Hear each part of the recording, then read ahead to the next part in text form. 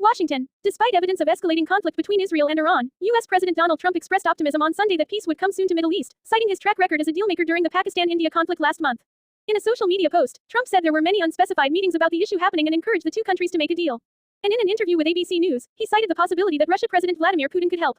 Trump acknowledged the possibility of U.S. involvement in the Iran-Israel crisis and emphasized his track as a peacemaker as proof of his diplomatic prowess. However, the U.S. president echoed his frustration that he was not given the due appreciation for his efforts.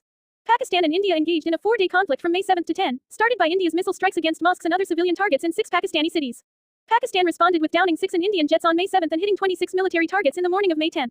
Later on that day, it was the U.S. president who broke the news in a social media post that both Pakistan and India had agreed to a ceasefire because of his intense diplomatic efforts.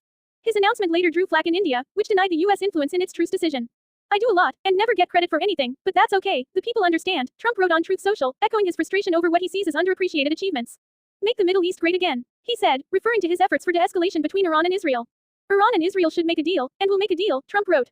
"We will have peace, soon, between Israel and Iran. Many calls and meetings now taking place," he added, without offering any details about the meetings or evidence of progress toward peace. Trump, meanwhile, told ABC News that Iran wanted to make a deal and indicated something like the Israel strikes would accelerate that. "Something like this had to happen because I think even from both sides. They want to talk, and they will be talking," Trump said. Conflict between Iran and Israel over the former's nuclear program escalated on Friday when Israeli unleashed missile and air strikes against Iran's nuclear facilities and top military leadership. Tehran said the top 3 general and several nuclear scientists were killed in that attack. Iran replied with launching barrages of missiles along with swarms of drones, hitting several targets inside Israel. On the third day of these exchanges, the world capitals were abuzz with hectic diplomatic activities to calm down the two sides. However, so far, Iran and Israel were showing no sign of taking a step back. Iran also denied a claim from President Nikos Christodoulides of Cyprus that Tehran has asked Cyprus to convey some messages to Israel. Iranian Foreign Ministry stated that no message had been sent to Israel via a third party. While on a visit to Greenland, French President Emmanuel Macron expressed the hope for a return to calm in the coming hours. His statement came as German Foreign Minister Johann Wadephil said Germany, France and Britain were ready to hold immediate talks with Iran over its nuclear program. Simultaneously, British Prime Minister Keir Starmer urged diplomacy and dialogue in his talk with UAE President Sheikh Mohammed bin Zayed Al Nahyan on the grave situation in the Iran-Israel conflict, according to a Downing Street statement.